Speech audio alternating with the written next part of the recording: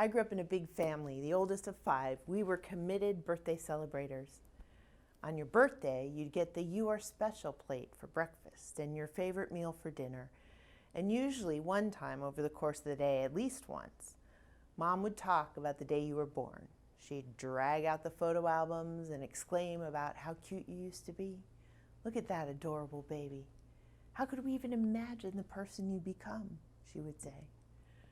Birthdays are a natural time to look back and see where we've been, because life has a way of taking us places we'd never imagined. Today is Pentecost Sunday, the birthday of the church, and it seems like a good time to look back, to gather the courage to move forward, because the first disciples and all of us can definitely look around at each other and say, wow, if we only knew then what we know now. Because the life of faith is a life that takes courage, confronting the unknown with commitment and faith, because, of course, we can never know now what we will know at some point in the future, looking back. Over this whole Easter season, we've been reading and hearing stories about how the gospel message, radical love and new life, can be decidedly threatening because it upends life in the way we know it, life that's comfortable. As we look together today at the story of Jesus' first followers and their adventures on the day the church was born, we can certainly feel the threat of discomfort. And I always think of the words of author and naturalist Annie Dillard, worth revisiting every year on this Sunday. They're from her book, Teaching a Stone to Talk. On the whole, I do not find Christians outside of the catacombs sufficiently sensible of conditions. Does anyone have the foggiest idea what sort of power we so blithely invoke? Or, as I suspect, does no one believe a word of it? The churches are children playing on the floor with their chemistry sets, mixing up a batch of TNT to kill a Sunday morning. It's madness to wear ladies' straw hats and velvet hats to church. We should all be wearing crash helmets. Ushers should issue life preservers and signal flares. They should lash us to our pews, for the sleeping God may wake someday and take offense, or the waking God may draw us out to where we can never return. Yes, Pentecost is the birthday of the church, but it's not really a story about the arrival of a nice staid institution built to define tradition and maintain that tradition at all costs, as the church is often mistaken for. No, Pentecost is a huge disruption. It's a threat to our comfortable order, you could say. It's God, shaking things up as God always seems to do. And those of us along for the ride, holding on for dear life, not completely sure exactly where we'll end up. All of that wind and fire, disruption, should have told the first disciples something. But they didn't know what was ahead, just like you and I don't know what's ahead. I wonder what the first disciples would have done if they knew then what we know now. Just to be able to gauge the disciples' mental and physical well-being during the period when our story from Acts occurs, I went online and completed the Social Readjustment Rating Scale, which rates stressors and resulting personal vulnerability.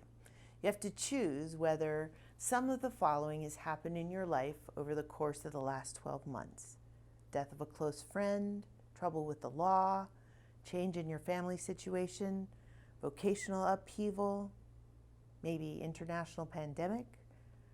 I chose everything on the scale that had happened to them in just the 6 weeks since Jesus' arrest, crucifixion, and resurrection. The test, of course, didn't have the option one of your closest friends is resurrected, though I would guess that it might count as a stressor as well.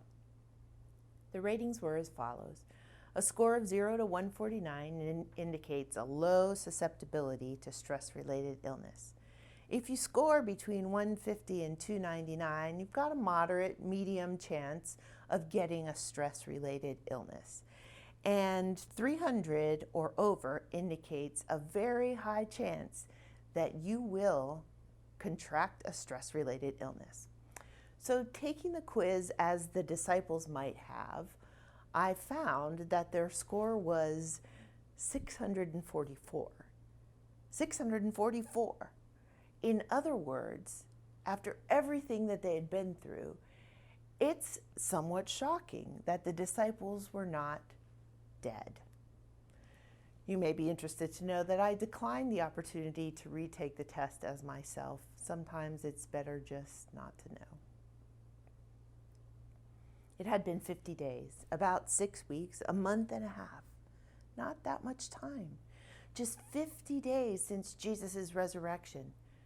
Jesus had ascended into heaven, gone, and before he left, he told the disciples to go back to Jerusalem and wait. Okay, let's review.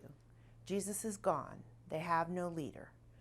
Their group, which was not that stellar to begin with, has been decimated by death, betrayal, doubt, fatigue. Well, they had little job security before. Now they really don't have many options at all. And what they've been thinking all along was a good vocational and political gamble had pretty much run out of gas and stalled. At his ascension, when Jesus instructed them to go back to Jerusalem and wait, he told them power from on high was on the way. Their job was to hang on, to wait for what was coming next. If they had only known then. Acts chapter 2 begins with this verse. When the day of Pentecost had come, they were all together in one place. That means, of course, that they were back in their meeting room. But the phrase also meant, given the different shades of the Greek words here, that they were all together, all of one opinion, all thinking the same thing, all on the same page, all in agreement that their job was to keep working hard so that things would go on just like Jesus taught them. And what better way to do that than to return to the same town, worship in the same temple, keep up the same lease on the same meeting space, and begin deliberations about replacing their lost member Judas so there would be exactly the same number in the group. They would make sure, absolutely positively, that Jesus would find everything in excellent order, just the way he left it when he got back. But if they had known then. Jerusalem was filled with people from all over the place that day. The text says, Jews from every nation under heaven. Many of them were visiting Jerusalem because it was Shavuot, the Jewish festival of weeks, and devout Jews were required by Jewish law to come to Jerusalem to celebrate. Shavuot was the marking of 7 weeks from Passover and the remembrance of Yahweh giving the Torah, the law, to Moses on Mount Sinai.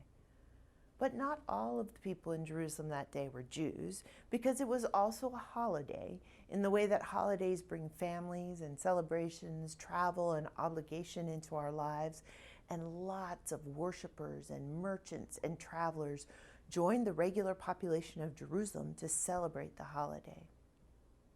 And then it happened. The overpowering sound of a rushing wind filled the house where the disciples were, slamming the doors shut and flapping the shutters, blowing around so hard that they had to cover their ears. It was so loud. And fire came down and rested, one flame on each of them, the text says. And something else happened. They were filled with the Spirit and everyone started talking in other languages. All of a sudden, everybody there, all of the people visiting the city, all of the foreigners providing services, all of them suddenly understood the disciples. They heard the story in their very own language. The Spirit arrived and the gospel message was proclaimed, and a whole crowd of people heard it, and it radiated out from that moment. From right then, everything changed. The whole world changed. If only they had known then what was ahead. That the nice, comfortable, familiar city of Jerusalem was not their destination. It was just their starting place. That their understanding of God through the tradition and structure they had always known was not what their futures held. They might encounter God somewhere outside the temple they had always known. that the upper room, filled with familiar faces even, suddenly became a thing of the past. That room, it couldn't possibly hold all the people who wanted to hear, who had opinions to offer, who had voices to add to the conversation. It couldn't hold them all numerically, and it certainly couldn't hold them all ideologically. They didn't know that being followers of the resurrected God would take them to places they never could have imagined. A wind had blown in, a fire alighted, the Spirit of God had arrived. If only they had known then. If they had, would they have embraced crash helmets, life preservers, and signal flares that were indicated by all of that wind and fire? You and I can look back over 2,000 years of history and tell those disciples, you're going to be eaten by lions. This little community will lose its prophetic edge and be co-opted by the empire. You'll become a bastion of corruption and misogyny. You'll become known for things like the Crusades, indulgences, colonization, slavery. The church will have a hand in excluding women and breeding racism and the thousands of suicides of LGBTQ people who heard and hear again every day that they are not welcome in the church. If they had known then what we know now, I wonder if they would have stepped out in faith that day. And what about us? We could not have known where God would take us all of this time.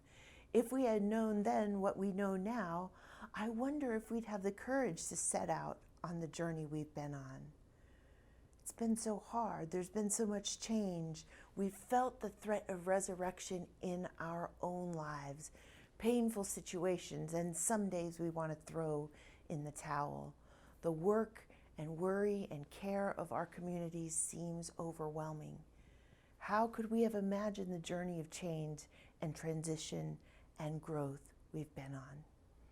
The disciples didn't know then what we know now, but maybe what gave them the courage was the dream of radical love lived in community that can change the world, that has changed the world.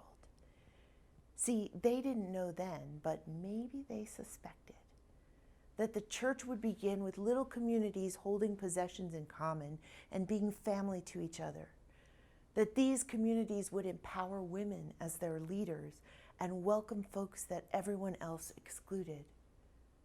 They didn't know, but maybe they imagined that the church could birth movements for abolition and suffrage, for workers' rights and prison reform, religious freedom for all people, and civil rights too. Maybe they suspected that if they had the courage to follow the lively wind of God's Spirit to places they couldn't see, the church would found hospitals and build schools. It would empower minority communities who were excluded from power elsewhere. It would become a platform for speaking up against misogyny and welcoming the stranger and standing arm in arm to say in the face of powerful opposition, "You are welcome here. Everyone is welcome here." This is the church they hoped for. And what about us? Here we are celebrating once again the birthday of the church.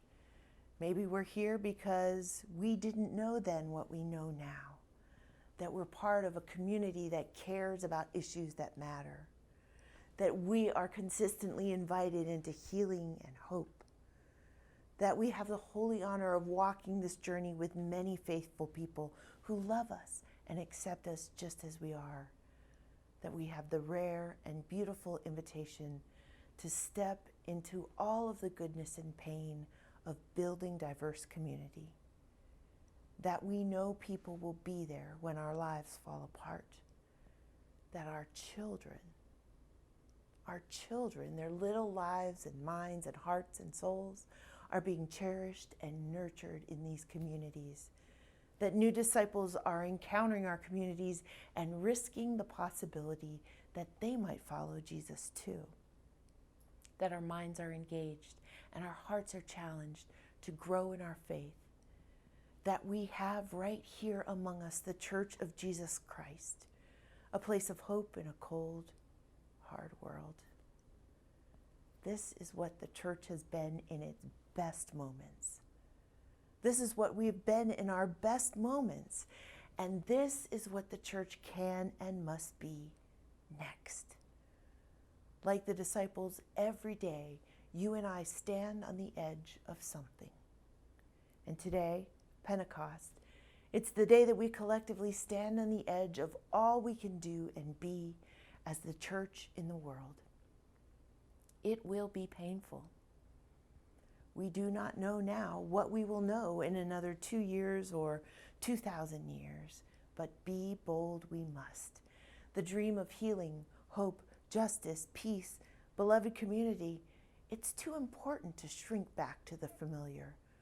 We can't possibly know what we'll know in another 2 years or 20 or 2,000, but be assured, the Spirit of God is alive and well in our communities.